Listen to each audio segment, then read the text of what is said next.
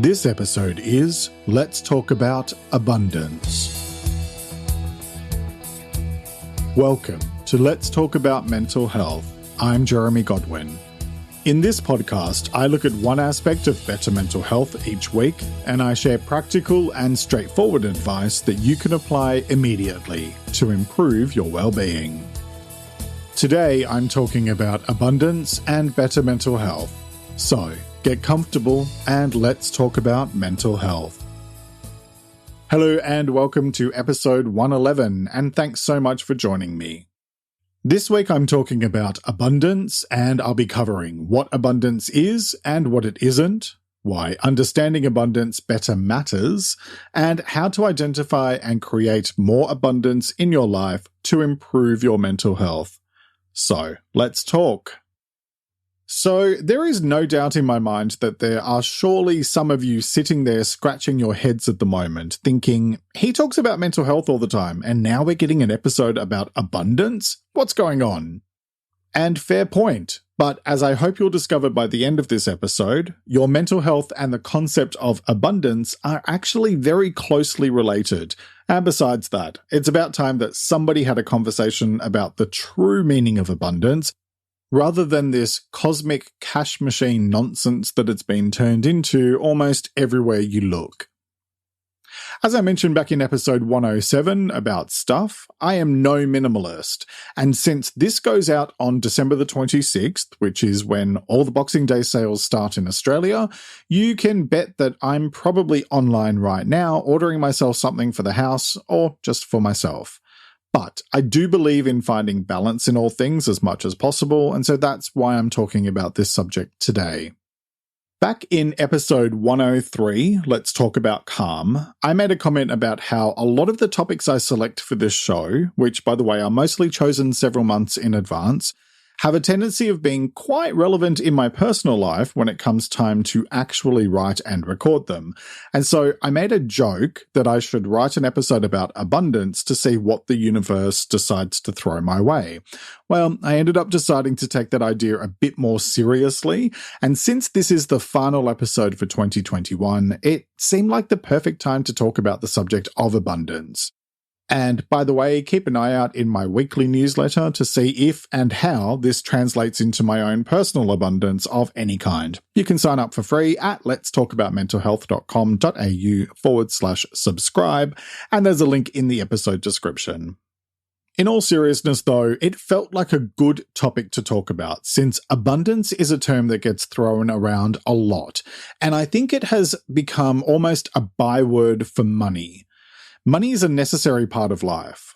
Let's be realistic here and acknowledge that we all need money to at least pay for our basic expenses, and that will obviously factor into today's discussion. But there is a big difference between needs and wants, and the pressure to keep up with the demands of material wants can, over time, be damaging to our mental health and well-being. Which is why I want to use today's episode as a way of going back to basics about what true abundance is and what it isn't, as a means of encouraging all of us to be more thoughtful and considered. So let's begin with some definitions, and let's talk about what abundance is and what it isn't.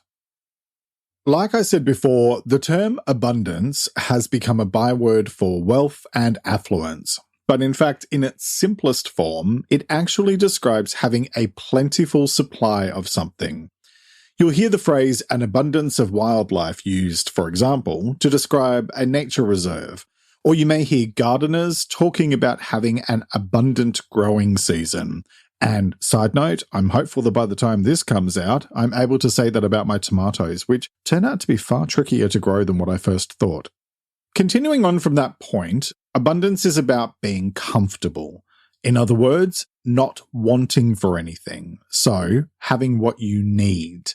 I talked about needs versus wants back in episode 107 about stuff, and the general message there was that we need things like shoes, but we don't actually need ones that cost more than the average small car. True abundance is about much, much more than money. It's about the quality of your relationships, the way you feel about your work, being creative, being connected with others, being connected with your true self, having a sense of calm and peace of mind, along with feeling fulfilled and satisfied in life. So, just a few of the small things in life. When you think about it, those are many of the things that contribute to a life of genuine happiness, which was a topic I explored back in episode 61. It took me a very long time to figure out how I defined abundance. To me, true abundance and prosperity doesn't have a price, but instead it's about fulfillment and meaning. It's about doing work that I love, celebrating small moments of joy, being grateful for what I have, and identifying opportunities to grow a little every day. How you choose to define abundance will likely be highly personal to you, and I encourage you to take a few moments, either now or after this episode, to define what true abundance means to you.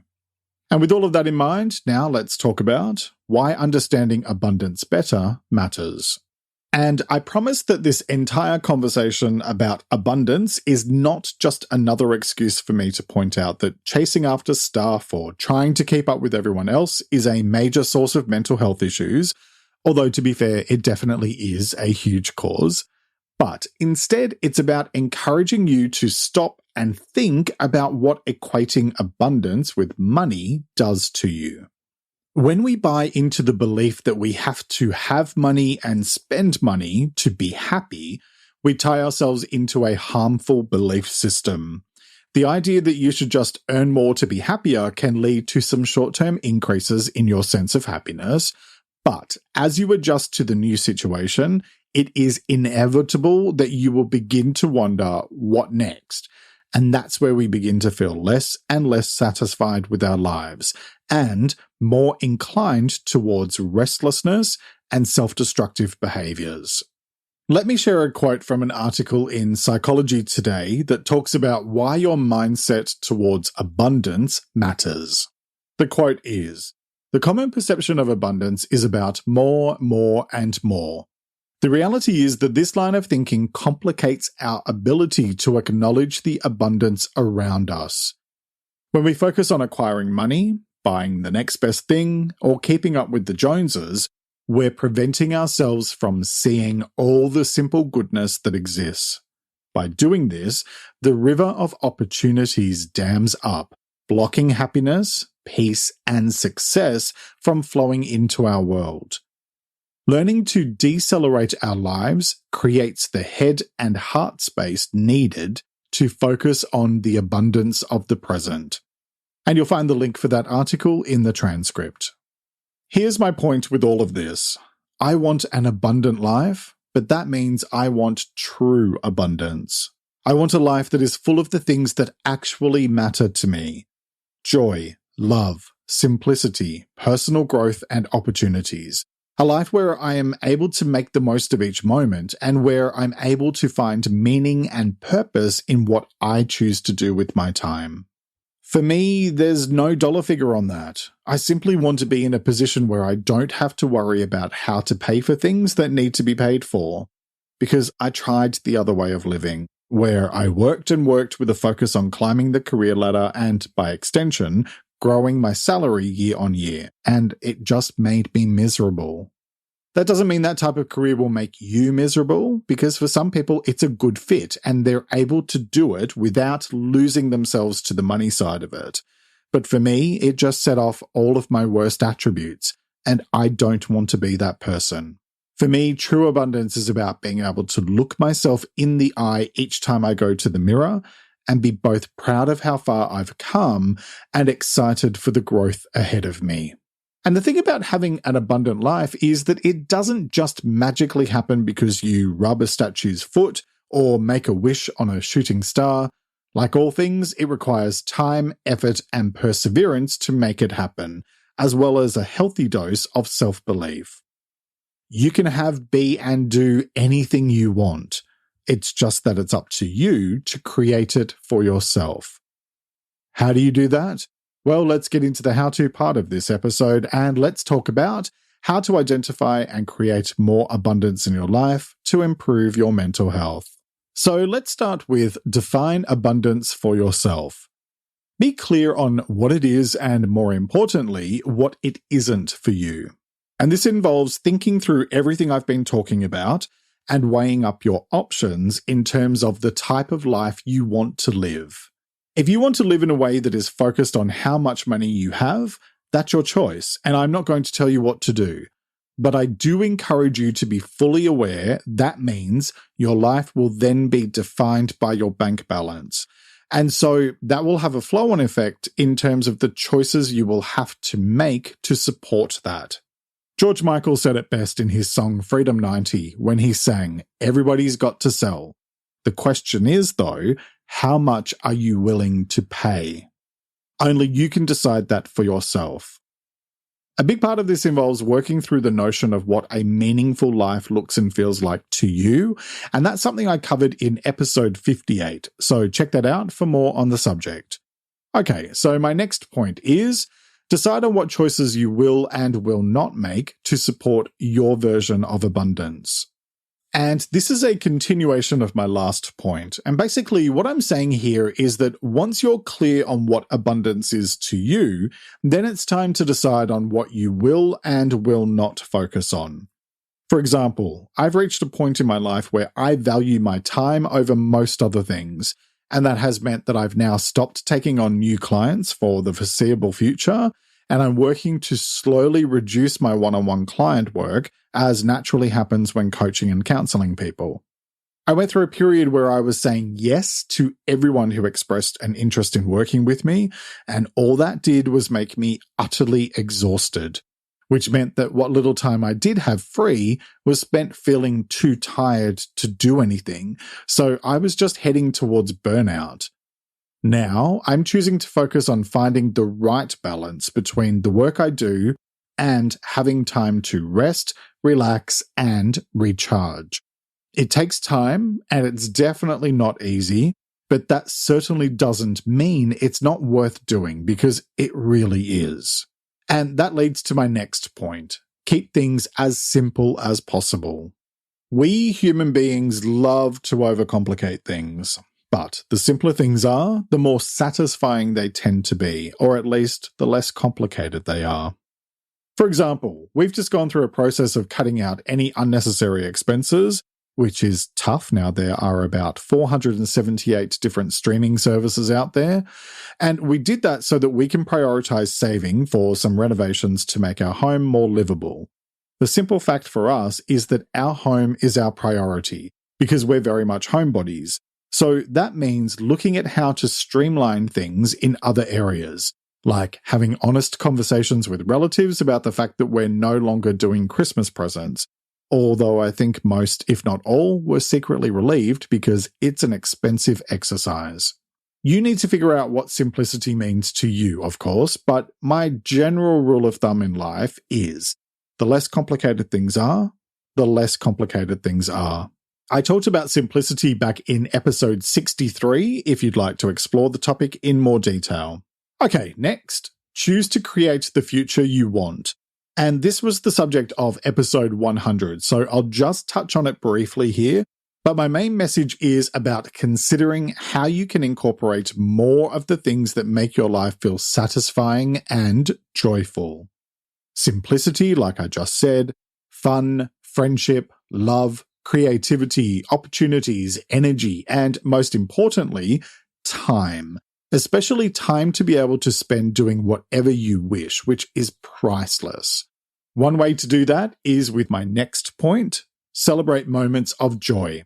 Because happiness and joy are not permanent states, which is why they should be honored when they do actually happen. When I was writing this episode, my cat Igor came and sprawled out on my lap. He's gigantic, so it's a bit of a challenge.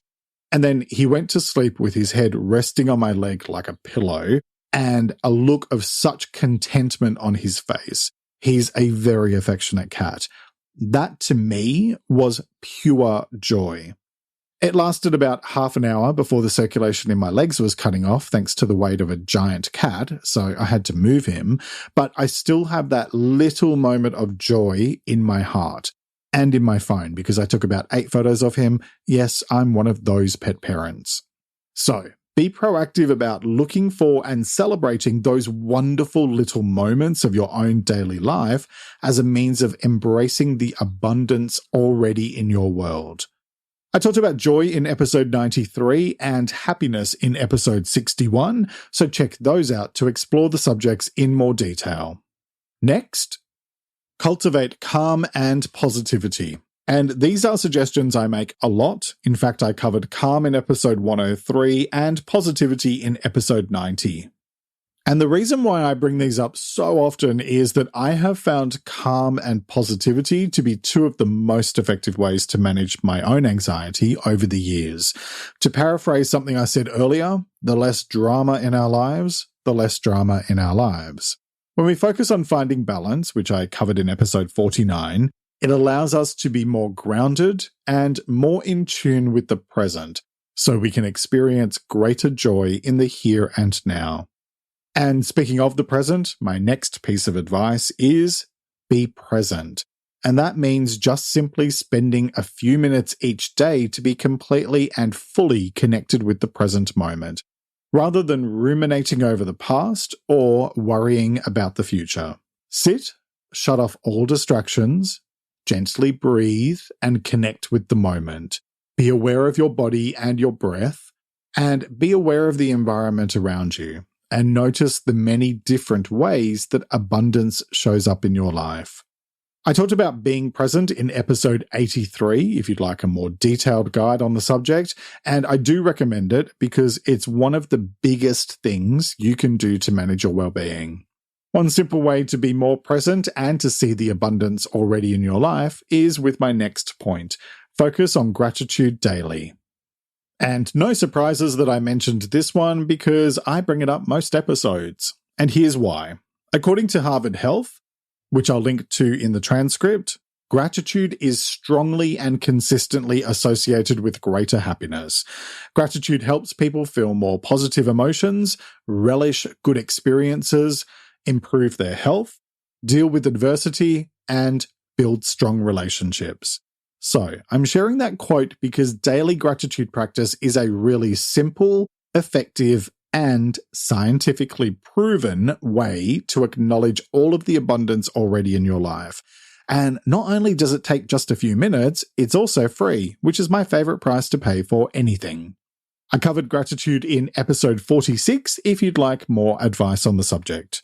Okay, next, redefine success. And by this, I mean working through your thoughts and feelings about what success really means to you versus what you've simply been conditioned to believe. Do you measure success in likes or downloads, or do you measure it by the impact that you're having and the sense of satisfaction your life brings to you? This is a big part of that point I made earlier about becoming clear on your own meaning of abundance. And since a lot of us face both internal and external pressure to succeed in life, in terms of a bunch of metrics that may or may not be in our best interests, it is definitely worth your time and effort to reflect on how you want to define success for yourself. And I covered success in episode 74, so you may find that helpful as part of that process. So, my next point is: know that true abundance starts and ends with what you do and say. And that's why I often talk about 3 foundations of good mental health and a happy life as being: do no harm, be kind, and give more than you take. And those 3 things apply to how you treat others as well as how you treat yourself. How you treat others and how you treat yourself is what shapes your life and the world around you. Negativity breeds more negativity, while positivity breeds more positivity. So it's about being conscious of how that manifests in what you do and say. The more positivity you create, the more positivity you'll experience, and the more abundance you'll experience. Because when it comes to abundance and mental health, what it all boils down to is this: Abundance isn't some magical cosmic money factory, because money is just a means to an end rather than a reason for living. True abundance, true wealth, is measured in terms that have nothing to do with money. Love, kindness, joy, purpose, and meaning. These are all signs of a prosperous and abundant life, and they are all the most valuable commodities in the entire world. When you choose to see abundance as being a state of mind, rather than a number on a bank statement, you begin to see just how much abundance surrounds you every single day, and just how simple it is to embrace it in a way that brings you a deeper sense of satisfaction and well-being. The choice is yours, as it is with all things related to your well-being. So, what choice will you make today? Each week I like to finish up by sharing a quote about the week's topic, and I encourage you to take a few moments to really reflect on it and consider what it means to you. This week's quote is by Eckhart Tolle, and it is, "Acknowledging the good that you already have in your life is the foundation for all abundance." All right, that's nearly it for this week. Next week, I'll be doing something a little different, and the episode will be Let's Think About Mental Health. Instead of my usual structure, I'll be sharing a stack of quotes that I haven't used in the podcast ever before, and I'll be talking through what they can teach us about better mental health and how you can use them to improve your own well-being. I hope you'll join me for that episode, which will be released on Sunday, the 2nd of January 2022. And, by the way, Happy New Year for 2022. And on Wednesday, catch the latest episode of Better Mental Health on YouTube or IGTV, or head to letstalkaboutmentalhealth.com.au, where you can also join my free mailing list for podcast transcripts and my weekly newsletter. You'll also find the link in the episode description on whatever podcast service you're currently listening to me on. And as always, find me on Instagram at LTA Mental Health, where I post extra content daily. Thank you very much for joining me today. Look after yourself and make a conscious effort to share positivity and kindness out into the world, because you get back what you put out. Take care and talk to you next time. Let's Talk About Mental Health is proudly presented by Reconnaissance Media, helping you find meaning and gratitude. For more information, visit reconnaissancemedia.com.